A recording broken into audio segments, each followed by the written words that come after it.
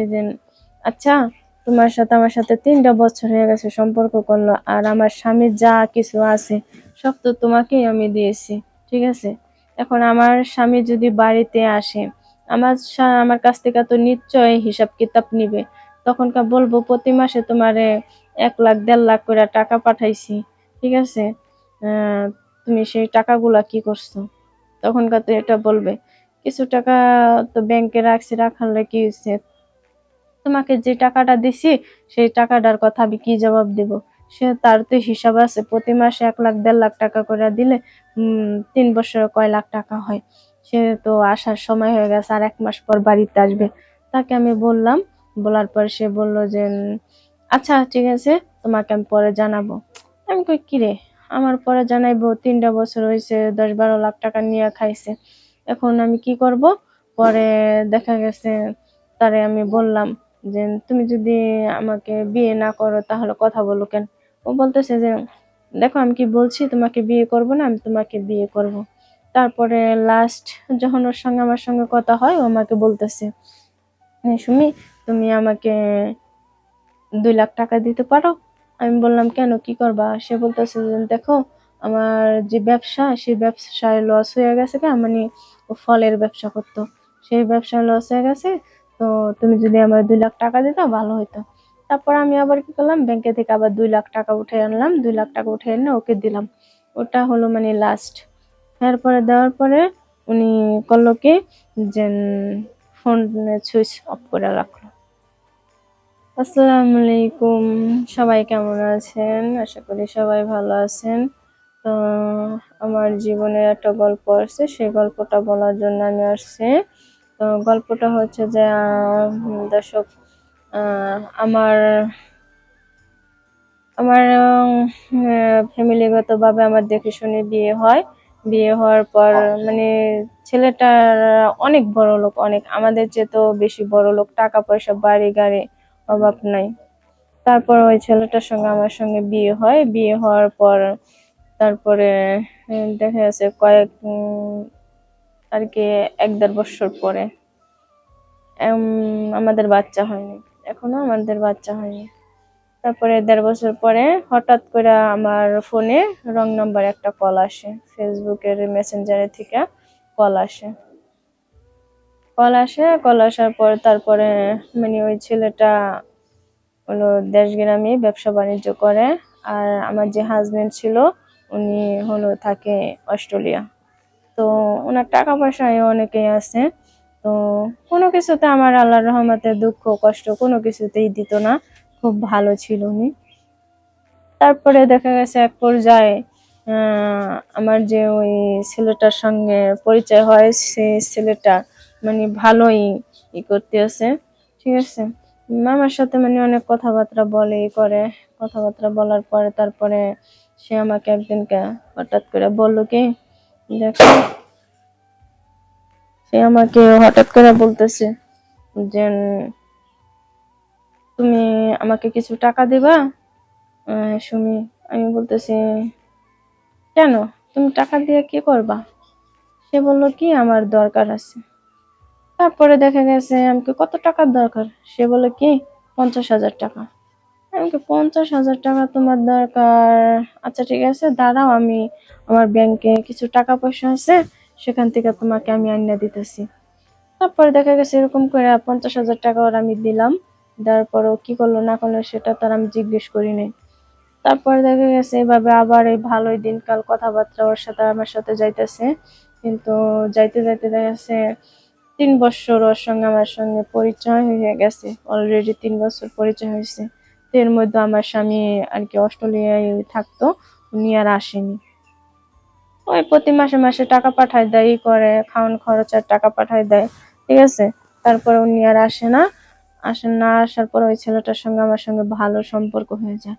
সম্পর্ক হওয়ার পরে দেখা গেছে উনি প্রতি মাসে মাসে আমার দ্বারা টাকা চায়। 3 বছরে মনে করেন আমার 10-12 লাখ টাকা ও নিয়ে খাইছে। খাওয়ার পরে তারপরে দেখা গেছে আমি একদিন কাউরে হঠাৎ করে বলতেছি যে শোনো, তোমাকে একটা কথা বলি। ও বলে কি? আমি বলি যে আচ্ছা, তোমার সাথে আমার সাথে 3টা বছর হয়ে গেছে সম্পর্ক করলো, আর আমার স্বামীর যা কিছু আছে সব তো তোমাকেই আমি দিয়েছি, ঠিক আছে? এখন আমার স্বামী যদি বাড়িতে আসে, আমার কাছ থেকে তো নিশ্চয় হিসাব কিতাব নিবে। তখনকার বলবো প্রতি মাসে তোমারে 1 লাখ 1.5 লাখ করে টাকা পাঠাইছি, ঠিক আছে, আহ তুমি সেই টাকাগুলা কি করছো? তখনকার তো এটা বলবে। কিছু টাকা তো ব্যাংকে রাখছি, রাখালে কি হয়েছে? তোমাকে যে টাকাটা দিছি সেই টাকাটার কথা আমি কি জবাব দেব? সে তার তো হিসাব আছে, প্রতি মাসে 1 লাখ 1.5 লাখ টাকা করে দিলে 3 বছরে কয় লাখ টাকা হয়। সে তো আসার সময় হয়ে গেছে, আর 1 মাস পর বাড়িতে আসবে। তাকে আমি বললাম, বলার পর সে বলল যে আচ্ছা ঠিক আছে, তোমাকে আমি পরে জানাবো। আমি কই কি রে, আমার পরে জানাইবো? 3টা বছর হয়েছে, 10-12 লাখ টাকা নিয়ে খাইছে, এখন আমি কি করব? পরে দেখা গেছে তারে আমি বললাম যে তুমি যদি আমাকে বিয়ে না করো তাহলে কথা বলো কেন? ও বলতেছে যে দেখো আমি কি বলছি, তোমাকে বিয়ে করব না, আমি তোমাকে বিয়ে করব। তারপরে লাস্ট যখন ওর সঙ্গে আমার সঙ্গে কথা হয়, ও আমাকে বলতেছে সুমি, তুমি আমাকে 2 লাখ টাকা দিতে পারো? আমি বললাম কেন, কি করবা? সে বলতেছে যে দেখো, আমার যে ব্যবসা, সেই ব্যবসায় লস হয়ে গেছে, মানে ও ফলের ব্যবসা করতো, সেই ব্যবসায় লস হয়ে গেছে। তো তুমি যদি আমার 2 লাখ টাকা দিতে ভালো হতো। তারপর আমি আবার কি করলাম, ব্যাংকে থেকে আবার 2 লাখ টাকা উঠে আনলাম, 2 লাখ টাকা উঠে এনে ওকে দিলাম। ওটা হলো মানে লাস্ট। এরপরে দেওয়ার পরে উনি করলো কি, যে ফোন সুইচ অফ করে রাখলো। অফ করে রাখার পরে তারপরে তো দেখা গেছে ওনাকে আমি মানে এখন আর ফোনে পাচ্ছি না। না পারার হিসাবে আমি, উনি যে ঢাকায় থাকতো, ওই ঢাকাতে আমি আবার চলে গেছি। চলে যাওয়ার পরে তারপরে সেখানে খোঁজ লইতে লইতে লইতে লইতে দেখি কি, যায় ওখানে ওনার বউ আছে, বাচ্চা আছে।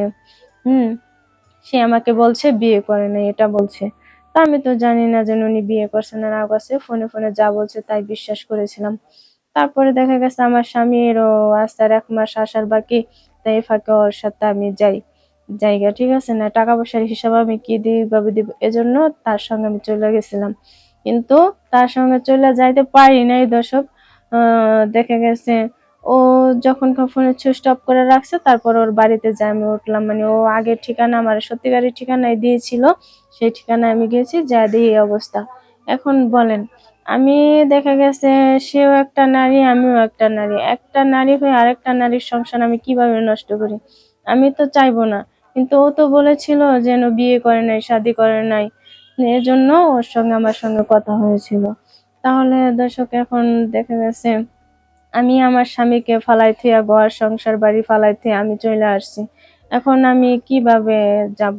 এখন না যেতে পারবো স্বামীর কাছে? আমার স্বামী তো সবকিছু জাইনা ফালাইছে, যে ওর সাথে সম্পর্ক, ওর সাথে আমি আইসা পড়ছি। এখন ও তো আমাকে মেনে নিতে চাচ্ছে না। ও বলে কি আমাকে চিনে না, এরকম সেরকম বিভিন্ন ধরনের বাহানা দেয়। তারপরে ওর যে বউ, ওর বউ বলতেছে যে তাহলে তুমি এতদিন তোমার ব্যবসায় লস হয়েছে, তাহলে তুমি এত টাকা পয়সা পাইছো কোথায়? নিশ্চয়ই মেয়েটার কাছ থেকে আনছো। ওর বউটা খুবই ভালো ছিল। তো দেখা গেছে ওর বউটাকে ওর অবিশ্বাস করতো, কারণ ওর স্বামীর যে চরিত্র খারাপ সেটা বউটাও জানতো। তারপরে দেখা গেছে আমি আবার গেছি, যাওয়ার পরে ওর বউটা খুবই আমার মানে আদর যত্ন করলো ভালোই। তারপর আমাকে বলল যে দেখো বোন, তুমি একটা মেয়ে, আমি একটা বোন। আমি বলছি হ্যাঁ আপু ঠিক আছে, কিন্তু আমি তো জানি না যে ওর বউ আছে, বাচ্চা আছে, ও আমাকে সবসময়ের জন্য এটা বলতো।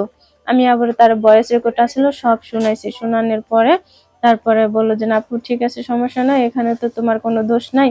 এখন দেখা গেছে ও যদি না মেনে নেয় তাহলে তার কিছু করার নাই। না, যদি ও যদি মেনে নিত তাহলে না হয় তুমি আর আমি 2 বোনের মতো থাকতাম।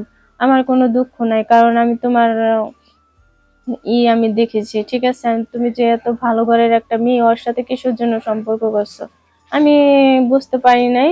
না বোঝার কারণে আজকে আমার এই পরিস্থিতি। না পারবো স্বামীর কাছে যাইতে, না পারবো বাবা মার কাছে যাইতে।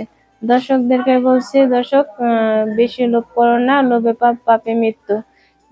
যে স্বামী আছে ন্যাংরা থাকে, কানা থাকে, খোড়া থাকে, তাদেরকে নিয়ে থেকো, ভালো থাকো, সুস্থ থাকো। আল্লাহ হাফেজ।